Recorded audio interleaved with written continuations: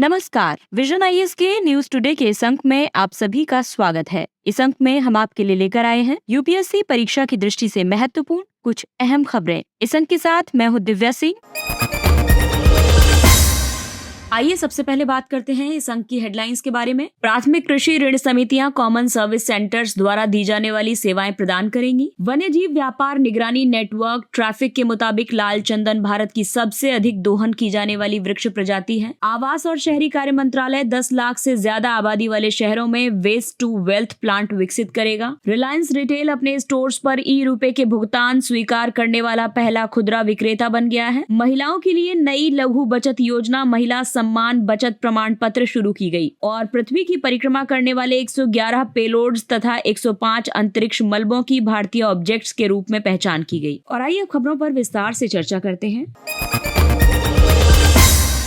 प्राथमिक कृषि ऋण समितियां यानी PACS कॉमन सर्विस सेंटर यानी CSC द्वारा दी जाने वाली सेवाएं प्रदान करेगी। PACS को CSC सेवाएं प्रदान करने में सक्षम बनाने के लिए सहकारिता मंत्रालय, इलेक्ट्रॉनिक्स और सूचना प्रौद्योगिकी मंत्रालय तथा अन्य मंत्रालयों ने एक समझौता ज्ञापन पर हस्ताक्षर किए हैं। भारत में इस समय लगभग 63,000 PACs काम कर रही हैं। प्राथमिक कृषि ऋण समितियां कृषकों को अलग अलग सुविधाएं प्रदान करती हैं, जैसे कि कृषि क्षेत्र में निवेश की सुविधाएं, कृषि उपकरण और भंडारण की सुविधाएं। केंद्रीय बजट 2023-24 में अगले 5 वर्षों में 2 लाख PACS बनाने और प्रत्येक पंचायत में एक बहुउद्देशीय PACS गठित करने की घोषणा की गई है। PACS अब कॉमन सर्विस सेंटर के रूप में कार्य कर सकेंगी। साथ ही वे नागरिकों को CSC योजना के डिजिटल सेवा पोर्टल पर सूचीबद्ध सभी सेवाएं भी प्रदान कर सकेंगी। इन सेवाओं में बैंकिंग, बीमा, आधार, नामांकन या अपडेट, कानूनी सेवाएं, कृषि निवेश तथा पैन कार्ड आदि शामिल हैं। PACS की बात करें तो ये सहकारी समितियों के रूप में पंजीकृत हैं। ये ग्रामीण स्तर पर लघु अवधि के सहकारी ऋण प्रदान करती हैं। अन्य 2 सहकारी स्तर हैं, राज्य स्तर पर राज्य सहकारी बैंक और जिला स्तर पर केंद्रीय सहकारी बैंक। PACS बैंकिंग विनियमन अधिनियम 1949 के दायरे से बाहर है, इसलिए इन्हें RBI विनियमित नहीं करता है। कॉमन सर्विस सेंटर राष्ट्रीय ई-गवर्नेंस योजना के तहत प्रमुख अवसंरचना घटकों में से एक है।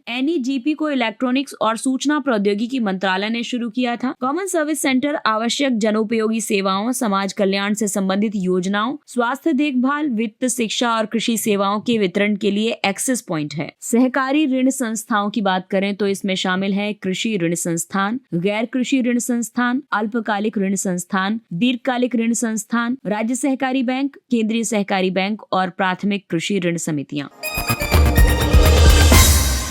और आइए अब बात करते हैं जैव विविधता की। वन्यजीव व्यापार निगरानी नेटवर्क ट्रैफिक के मुताबिक लाल चंदन भारत की सबसे अधिक दोहन की जाने वाली वृक्ष प्रजाति है। ट्रैफिक की स्थापना वर्ष 1976 में की गई थी। इसे विश्व वन्य जीव कोष और अंतर्राष्ट्रीय प्रकृति संरक्षण संघ ने एक वन्य जीव व्यापार निगरानी नेटवर्क के रूप में स्थापित किया था। इसके कार्य वन्य जीवों के व्यापार पर डेटा संग्रह करना और इस संबंध में सिफारिशें करना है। ट्रैफिक के मुताबिक साइट्स ट्रेड डेटाबेस ने लाल चंदन के अवैध व्यापार की जब्ती की 28 घटनाएं दर्ज की हैं। चीन लाल चंदन का सबसे बड़ा आयातक बना हुआ है। इसके अलावा ये फैक्ट शीट विशेष रूप से आंध्र प्रदेश के चित्तूर, कडप्पा, नेल्लोर और कुर्नूल जिलों में लाल चंदन की बड़े पैमाने पर होने वाली गैर कानूनी कटाई और तस्करी से उत्पन्न खतरों को रेखांकित करती है। लाल चंदन एक वनस्पति प्रजाति है। ये पूर्वी घाट में विशेष प्रकार के जंगलों की स्थानिक प्रजाति है। ये बहुत धीमी गति से बढ़ने वाली वृक्ष प्रजाति है। ये लगभग 25 से 40 वर्षों के बाद ही परिपक्वता प्राप्त करती है। लाल चंदन अग्निरोधी और सूखा प्रतिरोधी वृक्ष प्रजाति है। इसे स्थानीय रूप से येर्रा चंदनम या फिर रक्त चंदनम के नाम से जाना जाता है। इसका सेंटालिन प्राप्त करने, दवा, सौंदर्य प्रसाधन आदि के लिए दोहन किया जाता है। सेंटालिन दरअसल एक लाल वर्णक होता है जिसका उपयोग डाई करने में और भोजन को रंग प्रदान करने के लिए किया जाता है। ये संगीत, वाद्य यंत्र और लग्जरी फर्नीचर के लिए भी एक उत्तम कच्चा माल है। भारत द्वारा इस संबंध में कई पहलें शुरू की गई हैं। भारत से लाल चंदन का निर्यात विदेश व्यापार नीति के तहत प्रतिबंधित है। 2015 में red centres anti smuggling task force का गठन किया गया है। ऑपरेशन रक्त चंदन शुरू किया गया है। आपको बता दें कि लाल चंदन को संरक्षण करने के लिए अंतर्राष्ट्रीय प्रकृति संरक्षण संघ ने इसे लाल सूची में शामिल किया है और उसमें एंडेंजर्ड की स्थिति में रखा है। वहीं भारत के वन्यजीव संरक्षण अधिनियम 1972 के तहत ये अनुसूची 4 में है। वन्यजीवों और वनस्पतियों की संकटग्रस्त प्रजातियों के अंतर्राष्ट्रीय व्यापार पर कन्वेंशन के तहत ये परिशिष्ट 2 में है। ट्रैफिक यानी trade records analysis of flora and fauna in commerce.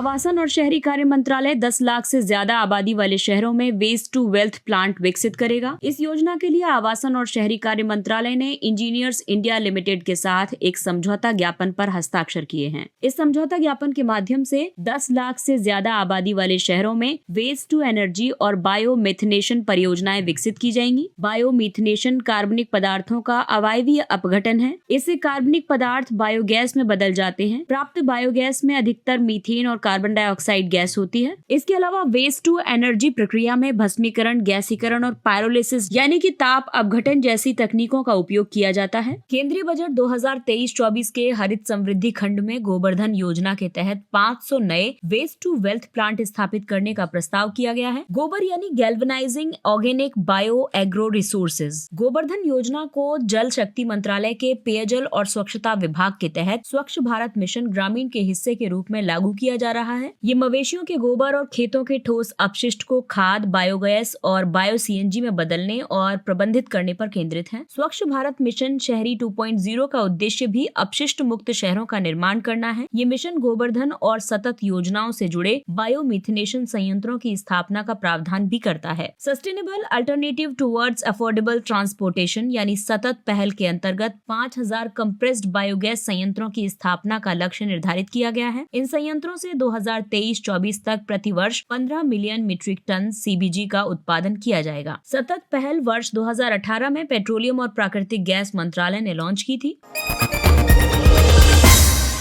अगली खबर डिजिटल अर्थव्यवस्था से जुड़ा हुआ है। रिलायंस रिटेल अपने स्टोर्स पर ई-रुपए के माध्यम से भुगतान स्वीकार करने वाला पहला खुदरा विक्रेता बन गया है। रिलायंस रिटेल ने आरबीआई द्वारा जारी डिजिटल रुपए की स्वीकृति को सक्षम बनाने के लिए इनोवेटिव टेक्नोलॉजीज, आईसीआईसीआई बैंक और कोटक महिंद्रा बैंक के साथ साझेदारी की है। आरबीआई ने 2022 में खुदरा बाजारों के लिए पायलट मोड में सेंट्रल बैंक डिजिटल करेंसी यानी सीबीडीसी का ई-रुपया लॉन्च किया था। ये डिजिटल टोकन के रूप में एक कानूनी मुद्रा है। आरबीआई ने इसे 2 व्यापक श्रेणियों में वर्गीकृत किया है। एक है खुदरा और दूसरा है थोक। थोक सीबीडीसी को चुनिंदा वित्तीय संस्थानों के लिए जारी किया गया है। इस तक पहुंच बहुत सीमित है। इसमें सरकारी प्रतिभूतियों, पूंजी बाजार आदि में बैंकों द्वारा उपयोग की जाने वाली निपटान प्रणाली को रूपांतरित करने की क्षमता है। खुदरा ई-रुपया खुदरा लेन देन के लिए नकदी का इलेक्ट्रॉनिक रूप है। ई-रुपया को कागजी मुद्रा और सिक्कों के समान मूल्य वर्ग में जारी किया गया है। इसे मध्यवर्तियों यानी कि बैंकों के माध्यम से वितरित किया जाएगा। इसमें भौतिक नकदी जैसी विशेषताएं जैसे कि विश्वास, सुरक्षा और निपटान निश्चयात्मकता यानी सेटलमेंट फाइनलिटी मौजूद है। इसमें पर्सन टू पर्सन और पर्सन टू मर्चेंट दोनों प्रकार के लेन देन किए जा सकते हैं। व्यापारियों को क्यूआर कोड का उपयोग करके भुगतान किया जा सकता है। ये भौतिक नकदी के प्रबंधन की लागत को कम करता है। हालांकि नकदी की तरह इस पर कोई ब्याज नहीं होगा और इसे अन्य प्रकार की निधियों में बदला जा सकता है जैसे कि बैंकों में जमा। और अगली खबर महिलाओं से जुड़ी हुई है। महिलाओं के लिए नई लघु बचत योजना महिला सम्मान बचत प्रमाण पत्र शुरू की गई है। महिला सम्मान बचत प्रमाण पत्र को मार्च 2025 तक 2 साल के लिए उपलब्ध कराया जाएगा। इस पर 7.5% का ब्याज प्रदान किया जाएगा। बचत पत्र में आंशिक निकासी का विकल्प भी उपलब्ध होगा। इसमें महिलाओं या लड़कियों के नाम से 2 साल तक की अवधि के लिए अधिकतम 2 लाख रुपए जमा कराने की सुविधा होगी। लघु बचत योजनाएं सरकार द्वारा प्रशासित निवेश साधन है। ये योजनाएं निवासी को लंबी अवधि के लिए बचत करने के लिए प्रोत्साहित करती है। अलग अलग लघु बचत योजनाओं के तहत प्राप्त धन राष्ट्रीय लघु बचत कोष में जमा किया जाता है। एनएसएसएफ को भारत के लोक लेखा के अंतर्गत 1999 में स्थापित किया गया था। लघु बचत योजनाओं के 3 प्रकार हैं। डाक जमा, जिसमें कि बचत खाता, आवर्ती जमा, सावधि जमा और मासिक आय योजना है। बचत प्रमाण पत्र में राष्ट्रीय लघु बचत प्रमाण पत्र और किसान विकास पत्र है। सामाजिक सुरक्षा योजना के तहत लोक भविष्य निधि यानी पीपीएफ, वरिष्ठ नागरिक बचत योजना यानी SCSS और सुकन्या समृद्धि खाता योजना है। लघु निवेश बचत योजनाओं का महत्व इसलिए भी है क्योंकि ये बैंक जमा की तुलना में थोड़ी ज्यादा ब्याज दर देती हैं। इसके अलावा इससे आयकर लाभ और सुनिश्चित रिटर्न भी मिलते हैं और साथ ही इससे प्राप्त होने वाले धन से सरकार के कुछ व्ययों को वित्त पोषित करने के लिए भी उपयोग किया जा सकता है।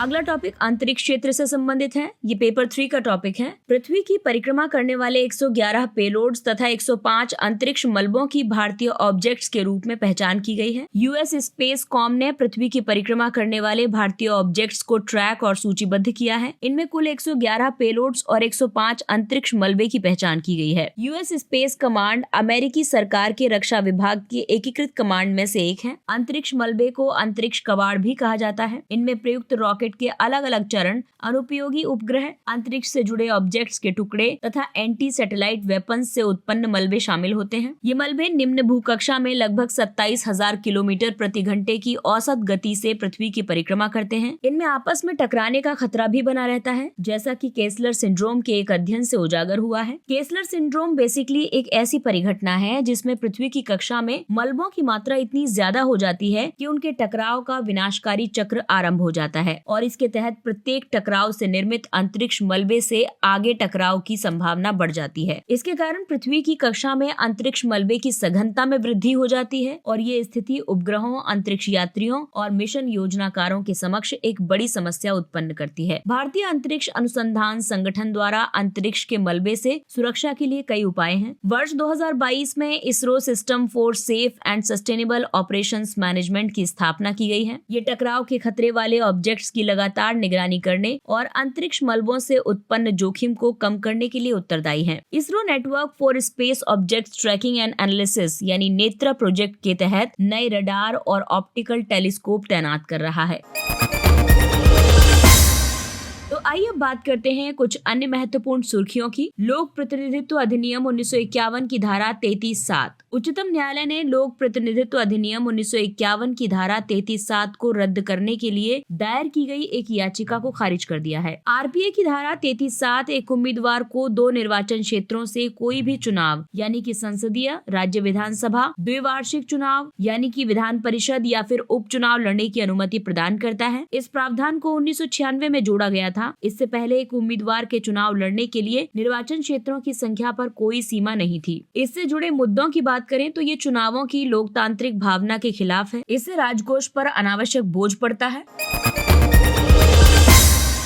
अगला टॉपिक है पेरिस क्लब। एक प्राप्त जानकारी के अनुसार पेरिस क्लब श्रीलंका को ऋण संकट से उबरने में मदद करेगा। पेरिस क्लब कर्जदाता राष्ट्रों का एक अनौपचारिक समूह है। इसका उद्देश्य कर्जदार राष्ट्रों द्वारा सामना की जाने वाली भुगतान संबंधी समस्याओं का व्यवहारिक समाधान खोजना है। वर्तमान में 22 देश इसके स्थायी सदस्य हैं। सदस्य देशों में अधिकतर पश्चिमी यूरोप के देश, स्कैंडिनेवियाई देश, संयुक्त राज्य अमेरिका, यूनाइटेड किंगडम और जापान शामिल है। भारत और चीन इसके सदस्य नहीं है।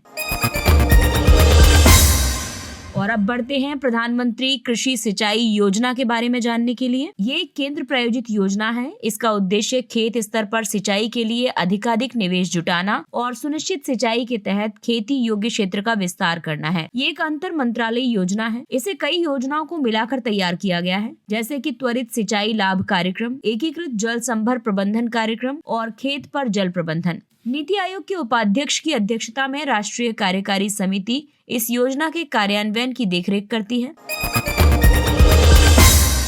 अगला टॉपिक है वहन क्षमता। राष्ट्रीय हरित अधिकरण ने मसूरी हिल स्टेशन की विशिष्ट वहन क्षमता का अध्ययन करने के लिए उत्तराखंड सरकार को निर्देश जारी किए हैं। एनजीटी ने ये निर्देश जोशीमठ जैसी स्थिति से बचने के आलोक में दिए हैं। वहन क्षमता व्यक्तियों की उस संख्या को दर्शाती है जिन्हें किसी क्षेत्र की प्राकृतिक संसाधन सीमा के भीतर समर्थन प्रदान किया जा सकता है। लोगों को वर्तमान और भावी पीढ़ियों के लिए प्राकृतिक, सामाजिक, सांस्कृतिक और आर्थिक पर्यावरण को नुकसान पहुँचाए बिना रहना चाहिए। पर्यावरण की वहन क्षमता को अनदेखा करके आबादी के लिए अधिक लंबे समय तक जीवित रहना कठिन हो सकता है।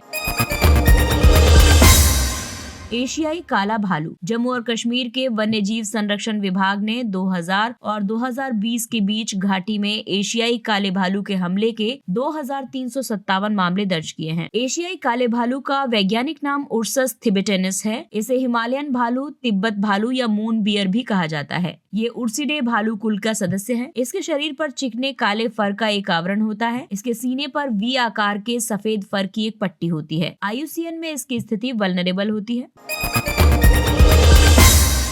साइटोटॉक्सिन्स। वैज्ञानिकों ने कोबरा सांप के विष की विषैली क्रियाविधि के उस तंत्र का पता लगाया है जो विषरोधी उपचार और एंटी वेनम थेरेपी में मदद कर सकता है। कोबरा सांप यानी जीनस नाजा व्यापक रूप से एशिया और अफ्रीका में पाया जाता है। इन दोनों महाद्वीपों में कोबरा के काटने से होने वाली मौतों और अन्य स्वास्थ्य संबंधी समस्याओं के मामले बड़ी संख्या में देखे जाते हैं। साइटोटॉक्सिन गैर एंजाइमी 3 फिंगर टॉक्सिन्स कुल का एक आवश्यक वर्ग है। ये कोबरा के विष में सर्वव्यापी रूप से मिलता है। साइटोटॉक्सिन्स न्यूरॉन्स और हृदय की मांसपेशियों के झिल्लियों के विध्रुवण यानी डीपोलराइजिंग के लिए भी जिम्मेदार हैं। विश्व आर्द्रभूमि दिवस 2023। विश्व आर्द्रभूमि दिवस हर साल 2 फरवरी को मनाया जाता है। इसका उद्देश्य जैव विविधता के संरक्षण में आर्द्रभूमि की सुरक्षा, महत्व और भूमिका के बारे में जागरूकता का प्रसार करना है। इस वर्ष की थीम है it's time for wetlands restoration. Bharat में 75 रामसर आर्द्रभूमि स्थल हैं। ये स्थल 13 लाख हेक्टेयर क्षेत्र में फैले हुए हैं और इस तरह से भारत दक्षिण एशिया में सर्वाधिक आर्द्रभूमि स्थलों वाला देश है। और अब बात करते हैं प्रयोगशाला में विकसित हीरों की, यानी lab grown diamonds LGDs। IIT Madras को प्रयोगशाला में विकसित हीरों पर शोध करने के लिए 242 करोड़ रुपए का अनुदान दिया गया है। ये अनुदान 5 साल की अवधि के लिए दिया गया है। इसके जरिए लैब ग्रोन डायमंड्स की विनिर्माण प्रक्रिया का स्वदेशी तरीका खोजा जाएगा। LGD के लिए ये प्रस्ताव केंद्रीय बजट 2023 में किया गया था। LGDs ऐसे हीरे हैं जिनका उत्पादन विशेष तकनीक का इस्तेमाल करके किया जाता है। इस तकनीक में प्राकृतिक हीरे को विकसित करने वाली भूवैज्ञानिक प्रक्रियाओं की नकल की जाती है। ये डायमंड सिमुलेंट के समान नहीं है। लैब ग्रोन डायमंड्स रासायनिक, भौतिक और वैकल्पिक रूप से हीरे ही होते हैं। यही कारण है कि प्रयोगशाला में विकसित हीरे के रूप में इनकी पहचान करना कठिन होता है। लैब ग्रोन डायमंड के उत्पादन के लिए सबसे साधारण तरीका उच्च दबाव, उच्च तापमान विधि है। इस विधि में आमतौर पर ग्रेफाइट का डायमंड सीड के रूप में इस्तेमाल किया जाता है। जब ग्रेफाइट को इन चरम स्थितियों में रखा जाता है तो ये लैब ग्रोन डायमंड्स में परिवर्तित हो जाता है। मोइसनाइट, क्यूबिक जिरकोनिया, व्हाइट सफायर, याग आदि डायमंड सिमुलेंट हैं और ये हीरे के समान ही प्रतीत होते हैं। दार एस सलाम घोषणा पत्र। इस घोषणा पत्र को global alliance to end AIDS in children की पहली मंत्री स्तरीय बैठक में जारी किया गया था। ये पहल 12 अफ्रीकी देशों को UN एड्स और अन्य स्वास्थ्य एजेंसियों के साथ लाती है।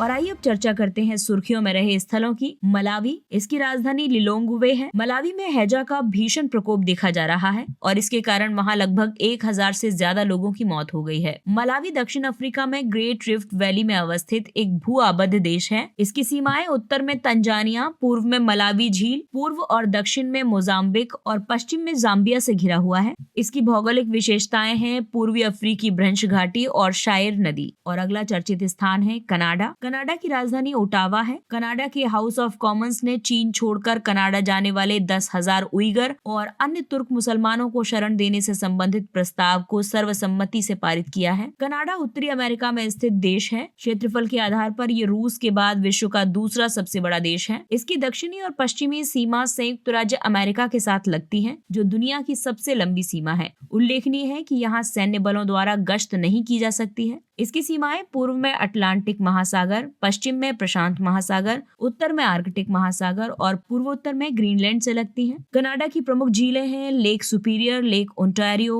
Great slave, lake eri, great beer और ह्यूरोन लेक। इसकी नदियां हैं मैकेंजी नदी, जो कि कनाडा की सबसे लंबी नदी है, और यहाँ की पर्वत श्रृंखलाएं हैं रॉकी पर्वत, कोलंबिया पर्वत और लॉरेंशियन पर्वत। इसके साथ ही ये अंक समाप्त होता है। अगले अंक में फिर मुलाकात होगी कुछ अन्य महत्वपूर्ण खबरों के साथ। तब तक अपने लक्ष्य के लिए तत्पर रहिए, और अगर आपको हमारा कंटेंट अच्छा लगता है तो इसे लाइक, सब्सक्राइब और शेयर जरूर करें। और अब हमें यानी विजन IAS की पूरी टीम को दीजिए इजाजत।